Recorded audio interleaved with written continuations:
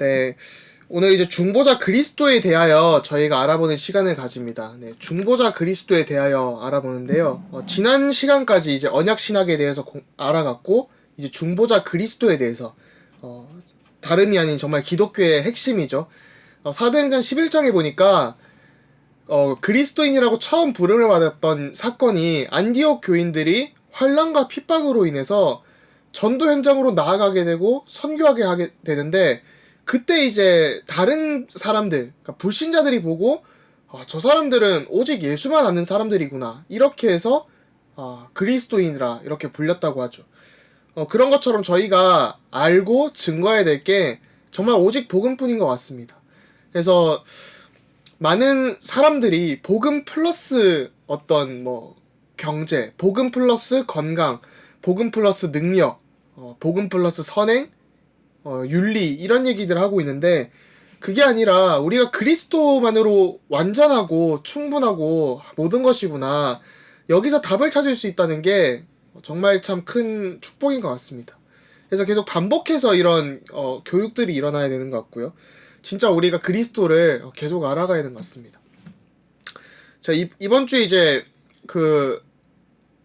이제 그러니까 제가 타던 차를 하나 정리를 하게 돼가지고, 정리를 하고 이제 다른 차를 막 알아보면서 이제 어쩔 수 없이 이제 좀 차를 바꿔야 되는 상황이 생겨서 알아보는데, 이게 또 차를 딱 계약을 하고 나니까 막 계속해서 알아보게 되더라고요. 이 차는 이런 기능이 있구나. 이러다 보니까 이제 경차를 타다가 다른 차로 바꾸니까 요즘 차는 이 기능을 숙지를 해야 되나 하면서 괜히 이제 막 기다려지고요. 언제 나오지? 언제 받으러 가지? 이 생각을 하는데, 제가 그 모습을 보면서 우리가 차를 사도 이러는데 그리스도를 저희가 종말 때 만날 것인데, 이미 그리스도께서 우리에게 일을 행하셨고 앞으로 행할 것이고, 우리가 하물며 차도 공부를 하는데 그리스도를 공부하지 않는구나라는 생각을 하면서 이번 주 이걸 준비하면서도 진짜 우리가 알아야 될 게 복음뿐인데, 그리스도를 더욱더 알아가고 진짜 그리스도를 더욱더 사랑하고 진짜 그분이 우리를 위해서 행하신 일들을 이렇게 알아갈 수 있다는 게 어마어마한 축복이구나, 그 생각을 좀 되게 많이 했습니다.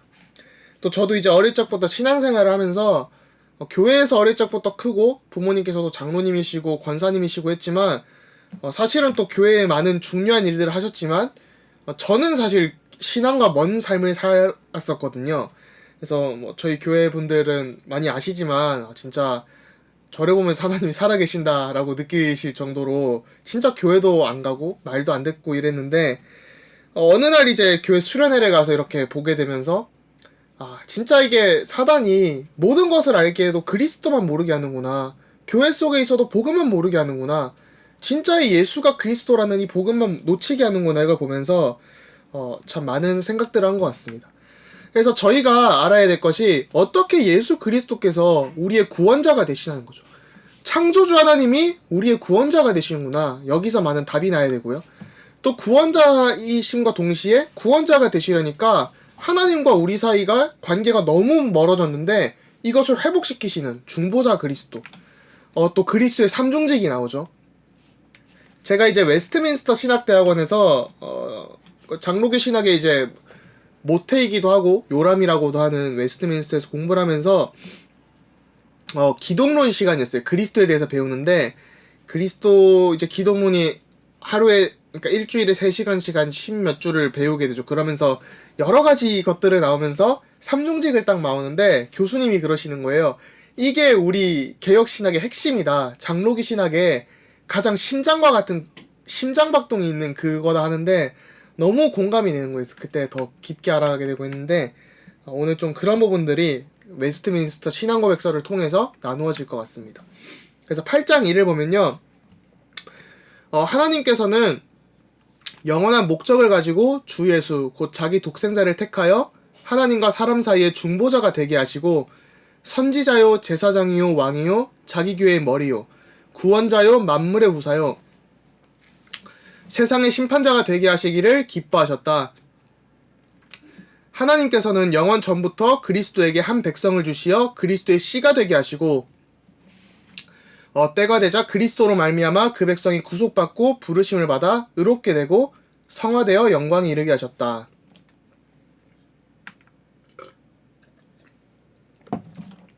네, 이렇게 나오죠. 저 오늘 목 건강이 좀 안 좋네요. 네.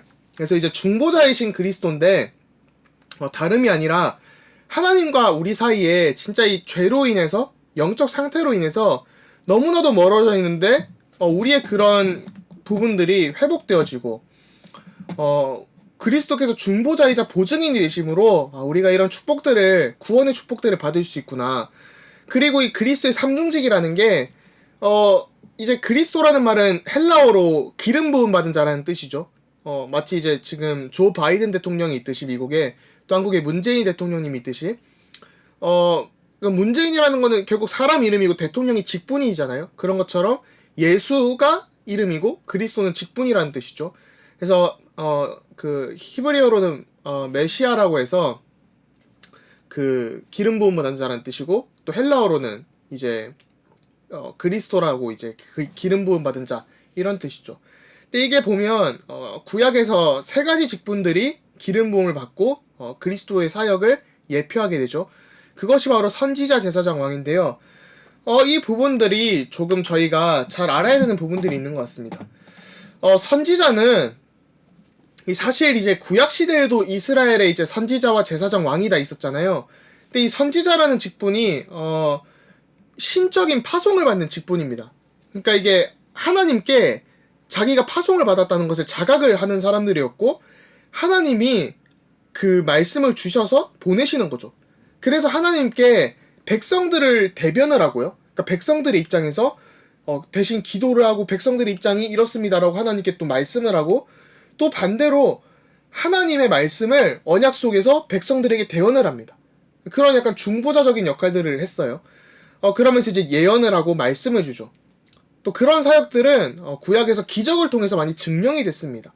그래서 저희가 마태복음 16장에 보면 사람들이 나를 누구냐라고 할 때 사람들이 엘리야라고도 하고 뭐 어떤 선지자 중에 하나다 뭐 이런 얘기들 하는 게 그런 기적들을 예수님께서 행하셨기 때문에 하나님이 보낸 선지자인가 보다 이 정도로 어떤 부분적인 것만 알았죠. 그러면서 결국 그리스도는 다른 선지자와 다르게 하나님께서 직접 이 땅에 성육신하신 분이기 때문에 가장 위대하고 최종적인 선지자가 됩니다. 그래서 예수님의 본성이 하나님의 말씀이고요. 선지자들은 받아서 증명을 했는데 예수님은 그 자체로 하나님의 말씀이신 거죠. 그리고 또 예수님께서 이 땅을 구원하시기 위해 오신 그 사명이 있고요. 그리고 또 예수님의 권세가 복음 그 자체로서 복음을 선포하신 거죠. 그 축복을 저희가 누려야 되는 것 같습니다. 그리고 또 제사장으로서 제사장은 이제 백성들의 죄를 대신해서 사죄하는 제사들을 드렸죠. 그런데 예수님께서는 그냥 제사장의 직분을 수행하신 것뿐만 아니라 당신께서 이제 죄를 위한 마지막 제사와 마지막 제물이 되심으로 그리스도 이후로는 더 이상 제사가 필요하지 않게 된 거죠. 그래서 지금도 제사장으로서 우리를 위해서 기도를 하십니다. 중보 기도를 하시는 거죠. 저희도 이제 교회에서 중요한 기도 제목이 있으면 같이 이제 기도를 하는데 중보 기도를 하죠. 근데 이제 그런 제사장적인 축복들을 이렇게 우리를 위해서 중보 기도 하십니다. 그래서 뭐 선지자는 사실 하나님이 우리에게 오시는 부분이 강했다면 제사장은 우리가 하나님께 가는 부분들이 강하죠. 그렇기 때문에 이런 중보자적인 역할들을 하게 됩니다. 그리고 또 왕은 당연히 나라를 다스리니까 왕이겠죠. 그래서 하나님의 나라의 왕이시고 또 그게 교회에 나타났고 구속자로서 또 창조주로서 그렇게 일을 하십니다. 또 세상에 대해서 창조주로서 통치를 하시고요. 그러면서 이제 왕이 결국 하는 일들이 우리가 예수님의 왕으로 있다는 것은 우리가 하나님 나라의 백성이라는 거죠. 우리가 하나님 나라의 백성이다. 이게 어마어마한 축복이고 또 이제 세상과 함께 이렇게 우리가 살아가면서 진짜 이 신분과 권세를 놓치지 않는 삶을 살아야 되는 것 같습니다. 그러면서 이렇게 통치를 하시면서 높임을 받으시고 또 우리를 위해서 이렇게 일들을 성취하시죠. 지키시고 보호하시고 그래서 이런 사역들이 웨스트민스터 신앙고백서가 그럼 어떻게 얘기하고 있나 좀 살펴보면요. 소요리 문답 24문답에는 그리스도께서 어떻게 선지자의 직분을 행하십니까? 라고 묻습니다. 여기에 대한 답으로 우리를 구원하시려는 하나님의 뜻을 말씀과 성령으로 우리에게 나타내심으로 선지자의 직분을 행하신다고 이렇게 말하고 있죠. 그래서 우리를 위해서 말씀 그 자체가, 복음 그 자체가 우리에게 오셔서 말씀을 대언해 주시고, 그래서 우리가 다른 걸 붙잡는 게 아니라 하나님의 말씀, 곧 그리스도, 예수 그리스도를 붙잡을 때 우리의 영육이 살아나는 그런 축복들을 누리게 되죠. 그래서 성경 구절로도 이런 것들이 있고요. 그리고 소요리 문답 25문답에 보니까 그리스도께서 어떻게 제사장의 직분을 행하십니까? 라고 합니다. 이때 이제 단번에 자신을 제물로 드려 하나님의 공의를 만족시키고, 만족시켜드리며 우리를 하나님과 화목하게 하시고 또 우리를 위하여 항상 간구하심으로 제사장의 직분을 행하십니다. 라는 구절이 나오죠. 제가 좋아하는 성경 구절 중 하나가 또 이번 주에도 좀 묵상을 했던 게 고린도후서 5장 17절부터 보면요. 고린도후서 5장 17절부터 보면 그런 구절이 나오죠. 그런 중 누구든지 그리스도 안에 있으면 새로운 피조물이라. 이전 것은 지나갔으니 보라 새 것이 되었도다. 저희가 송구영신 예배를 할 때 참 많이 듣는 구절인데, 사실은 저희가 새로운 피조물인데 새로운 피조물로서도 받은 축복들이 있잖아요. 이제 그 뒤를 많이들 놓칠 때가 있더라고요. 18절부터 이렇게 좀 읽어보면, 모든 것이 하나님께로 났으며 그가 그리스도로 말미암아 우리를 자기와 화목하게 하시고 또 우리에게 화목하게 하는 직분을 주셨으니 곧 하나님께서 그리스도 안에 계시사 세상을 자기와 화목하게 하시며 그들의 죄를 그들에게 돌리지 아니하시고 화목하게 하는 말씀을 우리에게 부탁하셨느니라. 그러므로 우리가 그리스도를 대신하여 사신이 되어 하나님이 우리를 통하여 너희를 권면하시는 것과 같이 그리스도를 대신하여 간청하노니 너희는 하나님과 화목하라. 이렇게 나오죠. 그래서 단번에 자신을 제물로 드렸다는 것이 영어로 이걸 once and for all이라고 합니다. once, 단번에, for all, 완전히 라는 뜻이죠. 계속해서. 그러니까 이게 단번인데 한국어로, 그러니까 한 번에 모든 일들을 끝내셨다는 거예요. 자신을 제물로 드려서. 그래서 하나님의 공의를 만족시켜서 하나님과 우리 사이에 관계가 회복되게 하고, 하나님과 우리가 이렇게 회복이 되면서 우리에게 또 세상의 이웃들을 살릴 수 있는, 화목하게 할 수 있는 그런 직분을 주셔서 그리스도의 대사로, 사신으로 쓰십니다. 그러니까 하나님 나라 왕국에 우리가 사신으로, 대사로 쓰임받았다는 것은, 저희가 또 부름받았다는 것은, 저희가 이제 어디 갈 때 뭐 예를 들면 그 나라의 대사가 오면 어마어마한 축복이 있죠. 제가 다른 나라 대통령들이 한번 한국에 올 때 의전하는 것을 좀 행정을 같이 본 적이 있었거든요. 그때 보니까 이제 그 대통령님이 오시는데 국가경호처에서 이렇게 티어들이 있더라고요. S급, 뭐 A급, 뭐 B급 이런 식으로 나눠지나 봐요. 그래서 그 나라에서 올 때마다 이제 이 사람에게는 의전으로 뭐 비서관도 붙고, 뭐 5성급 호텔이냐 이런 것도 모시고, 뭐 차는 뭐가 나가고, 뭐 이런 식으로 다 있더라고요. 그런 것처럼 저희가 누가 대신해서 왔다 하면 굉장히 극빈한 대접을 하게 되죠. 성경에서도 환대라는 개념은 굉장히 중요하게 나타납니다. 우리 이웃을 살리고 환대하고 환영하고 그런 도와주는 일들이 중요한데, 우리가 그리스도의 나라, 하나님 나라의 대사로 부름받아서 쓰임받는다는 것은 사실은 정말 굉장히 큰 축복인 것 같습니다. 그래서 저희가 교회에서도 사실 많은 다툼이나 불신앙들도 사실은 보게 되는데, 그럴 때마다 우리가 이간질하고 저 사람을 정죄하고 하는 것이 아니라 하나님이 허락하신 일인데, 또 그리고 사단이 어떻게 방해를 할까, 이런 것들을 보면서 정말 우리가 화목하게 직분을 받았기 때문에 어딜 가나 살리는 자로, 혹시 문제가 있는 사람이 있고 교육자 중에 문제가 있을지라도 또 중직자 중에도 문제가 있을 수 있겠죠. 또 성도들에게도 있고, 그런 것들도 우리가 손가락질하는 것보다도 우리가 영적으로 병들고 아픈 사람들이 교회에 모였구나, 그래서 우리가 서로 돕고 기도할 수 있는 축복을 받았구나, 나 같은 사람도 하나님이 구원하셨는데 진짜 우리가 이 구원 공동체, 신앙 공동체가 돼서 인도받아야 되겠구나, 이런 축복들을 저희가 또 찾아갈 수 있는 것 같습니다. 그리고 웨스트민스터 소요리 문답 26문답에는요 그리스도께서는 어떻게 왕의 직분을 행하십니까? 라고 나오죠. 그래서 우리를 그리스도께 복종하게 하시고 우리를 다스리며 보호해 주시고 그리스도와 우리의 모든 원수를 억눌러 정복하심으로 왕의 직분을 행하십니다. 라고 나오죠. 그래서 우리가 그리스도께 복종을 하고 우리를 다스리며 또 보호를 해주시고 그리스도와 우리의 모든 원수를 억눌러. 이 영적인 존재 사단도 억누르고 우리를 대적하는 사람도 억눌러 정복하심으로 왕의 직분을 행하시는 거죠. 그러니까 우리가 그리스도의 대사로서 이 현장에 나갈 때 이런 축복들을 우리에게 주셨다는 거잖아요. 하나님 나라가 우리의 배경이거든요. 그러니까 천국이 우리의 배경이고 이 땅에 진짜 하나님의 나라가 침투하고 임하는데 이런 축복을 우리가 받았다는 것은 진짜 저희가 계속 묵상해도 모자라지 않은, 그래서 제가 일부러 이 웨스트민스터 신앙고백서에서 나오는 성경 구절들을 조금 다 이렇게 적어뒀습니다. 그래서 동영상으로 이렇게 다시 일시정지를 하셔도 보셔도 되고, 그리고 이제 그 PDF 파일도 제공이 되어지니까 이렇게 보시면서 한번 묵상을 하는 것도 굉장히 좋을 거라는 생각이 듭니다. 그리고 여기 그리스도의 왕직에 우리를 그리스도께 복종을 한다라고 하는 게 이 성화를 뜻하는 거거든요. 그러니까 우리가 그리스도께 복종하면서 하나님의 백성으로 더욱 나아가고 하나님 나라의 규율로 살아가게 되고, 그러면서 우리가 더욱더 그리스도인이라면 이렇게 살아가는구나, 그런 것들을 알게 되고 그리스도를 더욱 닮아가게 되죠. 그리고 우리는 한 백성이라고 합니다. 그래서 이스라엘과 교회가 분리되어 있는 것이 아니라 연장선상에 있는 거죠. 세대주의는 지난주에 살펴봤지만 이스라엘과 교회를 구약과 신약의 그 통일성과 연결성을 거부를 하죠. 그래서 이스라엘과 교회는 따로따로 있고 하나님의 언약도 이스라엘에 주신 언약과 교회에 주신 언약이 다르다라고 합니다. 그리고 저희가 이렇게 연장선상에 있다고 보니까 이 세대주의 신학을 하는 사람들이 저희 장로교 신학, 개혁주의 신학을 보고 대체 신학이라고 비판을 합니다.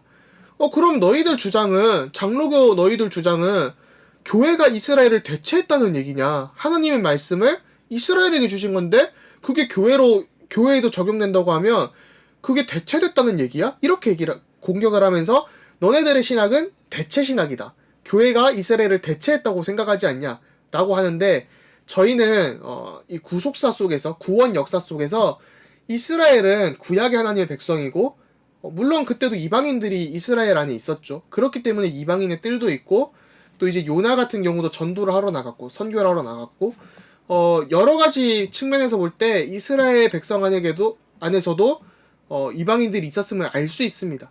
그리고 그것이 확장되어서 교회로 그리스도께 이렇게 드러났다 라고 볼 수 있죠. 그리고 8장 2로 보니까요, 삼위 중 제2위이신 성자 하나님은 참되고 영원하신 하나님으로서 성부와 한 본질이요 동일하신 분이신데 때가 찼을 때 사람의 본성과 사람에게 속해 있는 본질적인 특성과 일반적인 연약함을 다 취하셨다. 그러나 죄만은 갖지 않으셨다. 성자 하나님은 성령의 권능으로 동정녀 마리아에게서 그녀의 실체를 받아 잉태되셨다. 이와 같이 온전하고 완전하며 구별이 분명한 두 본성, 곧 신성과 인성이 전환 없이, 혼합 없이, 혼동 없이, 그리고 불가분하게 함께 결합되었다. 이분은 참 하나님이시면서 참 사람이시고 그러면서도 한 분 그리스도시요 하나님과 사람 사이에 유일한 중보자시다. 이렇게 나오죠. 네, 성경 구절이 이렇게 있는데 이 부분은 조금 살펴볼 부분들이 좀 어렵지만도 있는 것 같아요. 보시면 일단 이 동정녀 마리아라고 나오는데, 이제 저희가 사도신경에서도 동정녀 마리아 때문에 이제 혹자는 어떤 사람들은 사도신경에 동정녀 마리아가 나오니까 이게 로마 카톨릭적인 요소가 있지 않냐라고 비판을 하는데요. 이게 사도신경 같은 경우는 주후 190년대에 그 신앙의 규범, 영어로 이제 rule of faith라고 하고, 그 라틴어로 갑자기 까먹었는데, regular fide이라고 해서 그 rule of faith, 그 믿음의 규율 이런 게 있습니다. 그래서 190년대에도 이미 터툴리안이나 이런 사람들이 썼었고요. 아마 터툴리안 글에 나올 거예요, 제 기억으로는. 그래서 그 이미 190년, 210년 이런 경에도 사도신경에 모태가 있었고, 사도신경이 그 주 325년에 니케아 공의회, 그리고 381년에 콘스탄티노플 공의회에서 니케아 콘스탄티노플 신조가 나와요. 325년과 381년에. 그거랑 굉장히 유사한 부분들이 있습니다. 그때 이제 삼위일체 하나님과 그리스도의 신성과 인성 이런 것들이 뭐 니케아 콘스탄티노플, 뭐 에베소, 그 다음에 뭐 칼케돈 공의회 이런 것들이 지나가면서 임하거든요. 이제 그때 이 정리가 되는데, 그때도 동정녀 마리아라는 단어를 쓰는 것에는 큰 오해라고 할까요? 그런 것들이 없었고, 심지어는 그러니까 그리스도의 신성을 변호하기 위해서 마리아에게 테오토코스라는 하나님의 어머니라는 칭호를 사용하게 됐습니다. 그래서 로마 카톨릭은 사실 590년에 그레고리 1세가 그레고리 더 그레이시 한국말로 위대한 그레고리라고 하는 아무튼 교황 그레고리가 나오면서 시작이 되는 부분이 있기 때문에 그 전에 나오는 것은 사실 저희 서방 교회의 개신교와 이 맥락이 일치하는 부분들이 많습니다. 네, 그래서 이 8장 2가 이 얘기하는 부분은 100% 하나님이자 100% 인간이신 예수 그리스도라는 거예요. 이게 뭐 50% 하나님, 50% 인간이 아니라 또 뭐 100% 하나님, 50% 인간 아니면 뭐 50% 하나님, 100% 인간 이런 것들이 아닙니다. 그래서 인간이면 하나님이 되었다 이런 것들은 전혀 아니고요. 바트 어만이라는 신학자가 아이러니하게 그래도 무디 신학교를 졸업한 또 제 선배이기도 한데 까마득한 바트 어만이라는 신학자가 이제 지금 아마 노팅엄이 아니지 노스캐롤라이나 대학교 채플힐에 아마 있나 그렇게 기억이 나는데 그 바트만이라는 학자의 유명한 책 중 하나가 어떻게 예수는 신이 되었나라는 책이거든요. 그래서 이제 예수 그리스도의 신성을 부인하면서 인간인 예수가 그냥 신적인 존재로 추앙받았다 이런 얘기들을 막 합니다. 그래서 기독교 신앙을 버리고 비판하고 공격합니다. 그래서 저희가 100% 하나님이자 100% 인간이신 예수 그리스도를 믿을 수 있고 확언할 수 있다는 것은 사실 굉장히 큰 축복이고 은혜죠. 사실 논리적으로 이성적으로 생각하면 이해가 안 될 수도 있는데 일단은 이제 웨스트민스터 신앙고백서를 살펴보면 그리스도의 신성이 인성을 취하셨다고 나옵니다. 그래서 하나님이신 예수 그리스도가 이 육신을 입고 이 땅에 오신 거죠. 오늘 오랜만에 새벽에 막 일어나고 했더니 아무튼 이런 발언들이 나오네요. 뭐 혹시 이런 거 잘라가지고 저 뭐 이단 만들고 하시면 안 됩니다. 네. 분명하게 듭니다. 하나님이신 그리스도가 인간이 되셨다. 네, 그래서 또 참 신인이죠. 영어로도 Godman이라고 하는데 참된 신이자 참된 인간인 예수 그리스도께서 인성을 취하셨다는 뜻은 인간적인 감정들을 느끼셨다라고 보시면 돼요. 그래서 기쁠 때도 계셨고 또 슬픔도 느끼셨고 배고픔도 때로는 느끼셨고 눈물도 흘리시고 분노도 하시고 뭐 때로는 이 비속어 같은 표현들도 쓰시면서 인간의 감정들도 느끼시면서 이렇게 우리와 동일한 존재로 그러나 죄는 갖지 않으신 그런 존재로 이렇게 오셨다라고 할 수 있습니다. 그래서 우리를 위해서 진짜 이 희생 제사를 드리시고 또 죽으시고 부활하신 그 은혜가 크죠.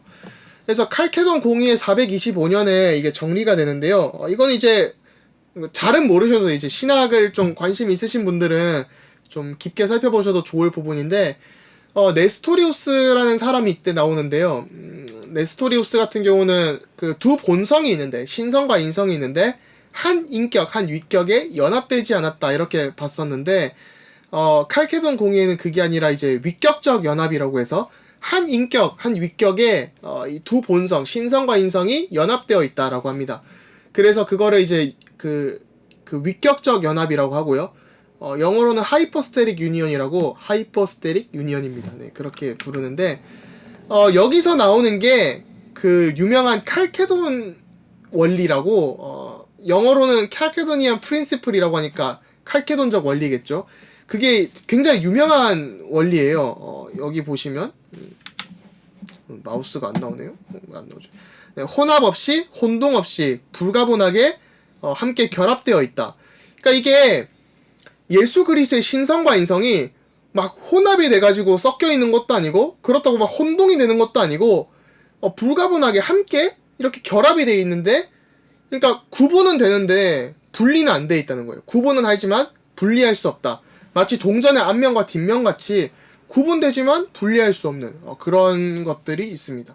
그래서 이게 나중에 구원론에도 나오는데요. 요한 칼빈의 구원론의 핵심 사상 중 하나죠.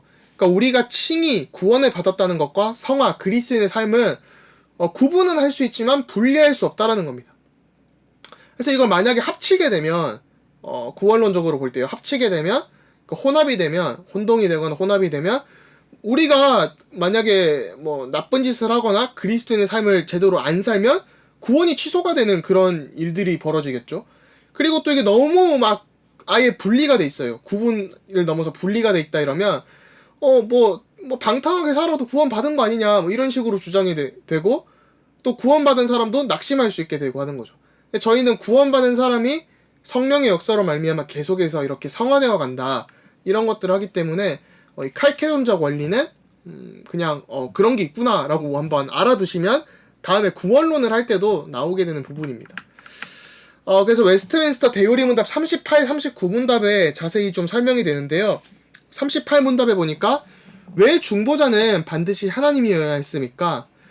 중보자가 반드시 하나님이어야 했던 이유는 그가 하나님의 무한하신 진노와 사망 권세 하에서 인성을 유지하고 무너져 내리지 않게 하기 위해서 그리고 그의 고난과 순종과 중보의 가치와 효력을 부여하기 위해서였습니다. 또한 하나님의 의를 만족시키고 하나님의 은총을 얻어 특별한 한 백성을 사서 그들에게 자신의 성령을 주시고 그들의 모든 원수를 정복하고 그들을 영원히 구원하기 위해서입니다. 라고 나오죠. 그리고 39문답에는 중보자는 왜 사람이어야 했습니까? 중보자가 반드시 사람이어야만 했던 이유는 우리의 본성을 향상시켜 주시고 율법에 순종하시고 우리의 본성을 지닌 채 우리를 위해 고난을 받고 중보하시기 위해서 그리고 우리의 연약함을 함께 느끼시기 위해서입니다. 또한 우리가 아들로 택함을 받아 안위 받고 은혜의 보좌 앞에 담대히 나가게 하기 위해서입니다. 이렇게 이제 참된 하나님과 참된 인간으로 중보자의 역할을 감당하신 거죠. 8장 3에 보면요. 주 예수께서는 이렇게 신성과 연합된 인성을 가지고 한량없이 임하신 성령으로 성화되시고 기름 부음을 받으셨고 예수님 안에는 지혜와 지식의 모든 보화가 있었고 성부께서는 예수님 안에 모든 것이 충만케 되기를 기뻐하셨다. 이것은 주 예수께서 거룩하고 악이 없으며 더럽혀지지 않고 은혜와 진리가 충만하셔서 중보자와 보증인의 직분을 수행하실 수 있도록 모든 것을 철저히 갖추시게 하려는 것이었다. 이 직분은 예수께서 스스로 취하신 것이 아니요 성부께서 예수님을 불러 그에게 주신 것이다. 그리고 성부께서는 모든 권세와 심판을 예수님의 손에 맡기시고 그것을 수행하도록 명하셨다. 이렇게 나오죠. 그래서 여기서 중보자와 보증인 이런 단어들도 참 저희에게 은혜가 되고요. 먼저 살펴봐야 될 거는 구속 언약입니다. 제가 계속해서 말씀드리는 부분인데 영어로 뭐 Covenant of Redemption이라고도 하고 라틴어로 Pactum Salutis 이렇게 얘기를 하는데요. 이제 우리가 창세기 3장 15절의 원시복음 혹은 은혜 언약이라고 하는 그것이 구속 언약이 구원 언약이 이 구속사 속에 역사 속에 실현된 것이 은혜 언약입니다. 그러니까 이게 모태가 되는 거죠. 그래서 이게 성부께서 작정을 하시고 성자께서 완성을 하시고 성령께서 적용을 하시겠다는 구속 언약이에요. 스가랴서 6장 12절 13절에 나오죠. 스가랴서 6장 12절 13절에도 나오는 부분인데 또 다른 말로는 영어로 Council of Peace라고 평화의 협정이라고도 합니다. 네, 평화의 협정이라고도 해요. 그래서 이것은 저희가 살펴볼 수 있는 게 이 직분은 예수께서 스스로 취하신 것이 아니요 성부께서 예수님을 불러 그에게 주신 것이다 라고 했죠. 그래서 성부께서 작정을 하시고 성자께서 완성을 하신 거죠. 그래서 성부께서 모든 권세와 심판을 예수님의 손에 맡기셨다. 이것이 사실은 굉장히 큰 축복인 것 같아요. 다시 한번 읽어보면요. 이렇게 신성과 연합된 인성을 가지고 오셔가지고 기름 부음도 받으시고 그 안에 모든 지혜와 지식의 모든 보화가 있구나. 이렇게 충만하시면서 중보자와 보증인의 직분을 수행할 수 있도록 사실은 참된 인간과 신성을 가지신 거죠. 그래서 스스로 취하신 것이 아니라 이 미션을 받고 오신 거예요. 미션. 저희가 사명이라고 할 때 영어로 커미션이라고 하잖아요. 그래서 미션을 받았다. 미션을 받고 이렇게 파송이 됐다라는 건데 그런 것처럼 이 성부 아버지께로부터 미션을 받으시고 이 우리에게 오셔가지고 모든 일들을 행하시고 모든 권세와 심판을 맡기시고 수행하시고 완성하신 거죠. 그게 이제 죽음과 부활로 나타나게 됩니다.